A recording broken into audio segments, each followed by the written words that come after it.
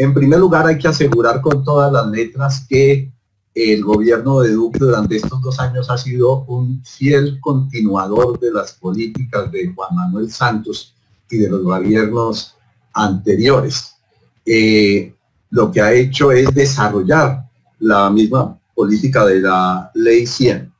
Eso se observa, por ejemplo, en que su ministro actual de Salud fue el viceministro de Salud del anterior gobierno, y se observa también en que, al igual que Santos, utilizó el plan de desarrollo de su gobierno para introducir una serie de normas y de legislación que de otra manera no hubiera podido aprobar, porque no se las han aprobado ni en el Congreso, etcétera. Entonces, en el plan de desarrollo lo que hizo Duque también fue legislar pues a favor del refinamiento de la Ley 100. Sobre el acuerdo de punto final, que corresponde al saneamiento financiero establecido en el Plan Nacional de Desarrollo, se le ha prestado poca atención a este punto, que a mí me parece gravísimo. Es que el Estado colombiano se convierte en el reasegurador de las EPS.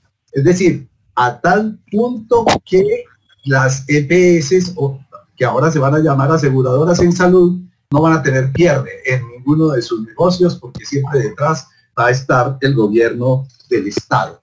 Ese acuerdo de punto final, que según Duque se privilegiaba el pago a las EPS, pero para que éstas le pagaran a las IPS y a su vez las IPS a los trabajadores, no ha dejado contento a nadie, ni siquiera las EPS, que han sido las más beneficiadas, ¿sí? Dice aquí un vocero de las EPS: afirmar que se está ejecutando el acuerdo de punto final es por lo menos una imprecisión que no corresponde ni a lo definido en el PND ni a la realidad. Y el representante de la Asociación de Clínicas y Hospitales, el doctor Juan Carlos Giraldo, decía que esto no era un acuerdo de punto final, porque un acuerdo debería incluir las deudas, las carteras deterioradas por la morosidad, las deudas ya castigadas, es decir, las que se han visto forzadas a registrar como un gasto en su contabilidad, las deudas de las mega liquidaciones como Saludcop, etcétera, y eso no se ha hecho. Entonces, eso es un fracaso, lo del acuerdo del punto final. En este año, el presidente Duque ha estado al frente del manejo de la pandemia en su programa de televisión diario y a través de un aluvión de resoluciones y decretos, pero no ha invertido ni siquiera los recursos que ha anunciado invertir en la pandemia. El estudio del Observatorio Fiscal de la Universidad Javeriana demuestra con claridad que los dineros que se han distribuido en los distintos sectores, y en especial los dineros para la salud, son muchísimo menos de lo que el gobierno ha anunciado. Y lo más grave es que no hay ni siquiera una contabilidad clara de cómo se están haciendo esos manejos de esos dineros para la salud. ¿Qué es lo que nos deja claro la pandemia en el sector salud? Pues una debilidad estructural grandísima del sistema, que ha creado las condiciones para que se genere un pacto, una alianza, una serie de colaboración entre todos los sectores afectados, que sería la única manera de dar al traste pues con esta política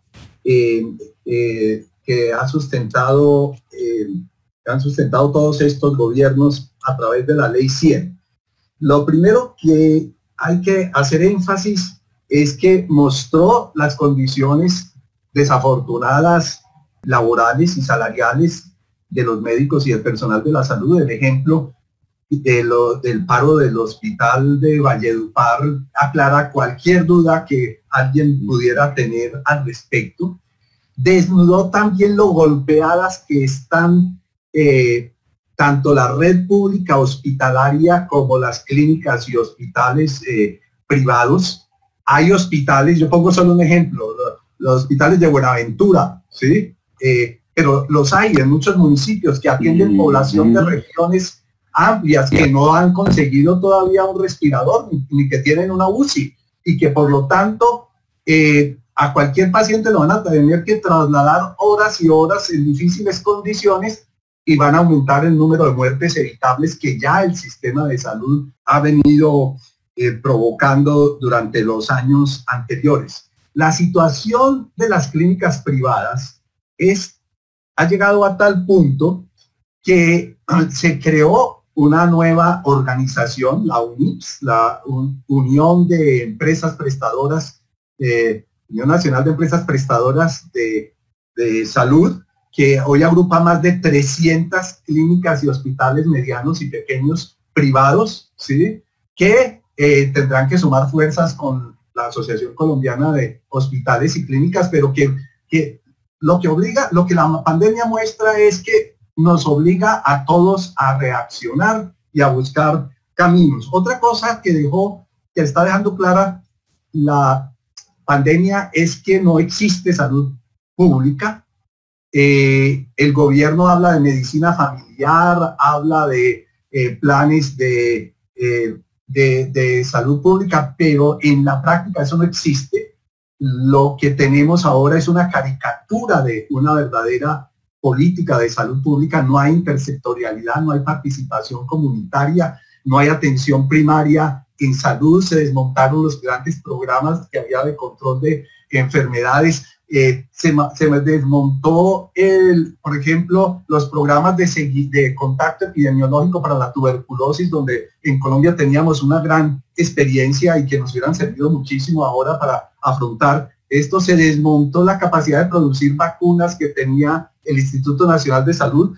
Es decir, no hay salud pública y sin salud pública no se puede atender la pandemia. Yo creo que el futuro de las vacunas nos está enfrentando a algo inesperado. Puede haber un remesón aquí muy importante a nivel mundial, porque tradicionalmente esto lo han controlado las multinacionales farmacéuticas y las grandes empresas de biotecnología.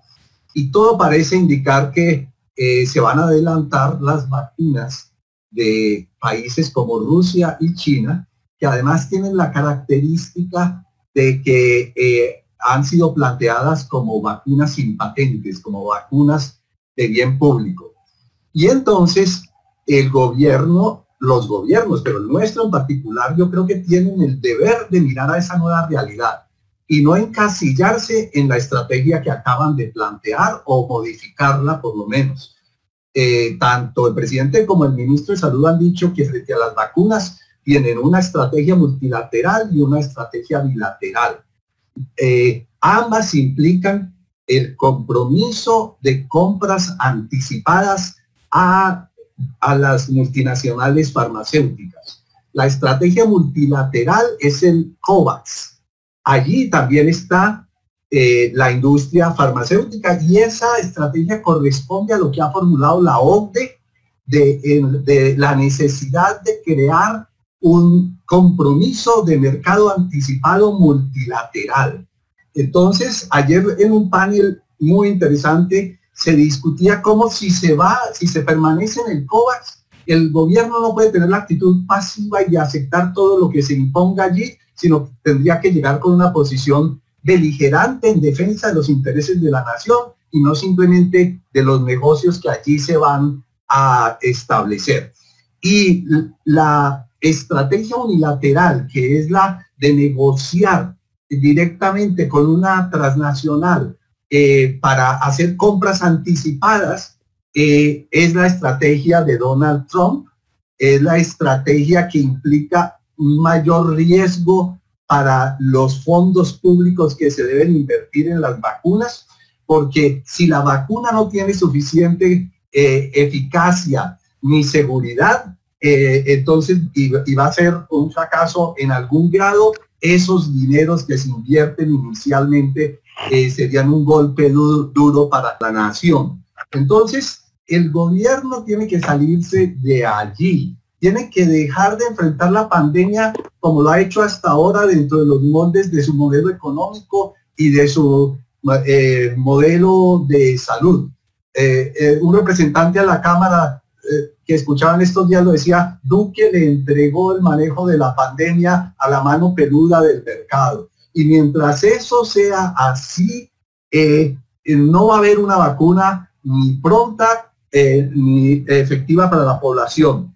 Esa vacuna tiene que ser de bien público, es decir, sin patente. Esa vacuna tiene que negociarse con absoluta transparencia. Esa vacuna debe ser gratuita. Esa vacuna debe estar disponible para la totalidad de la población, en primer lugar, para quienes más lo necesitan. En esa vacuna no le podemos dejar el negocio a los monopolios financieros, ni a los fondos de inversión, ni a las aseguradoras en salud, ni a las farmacéuticas.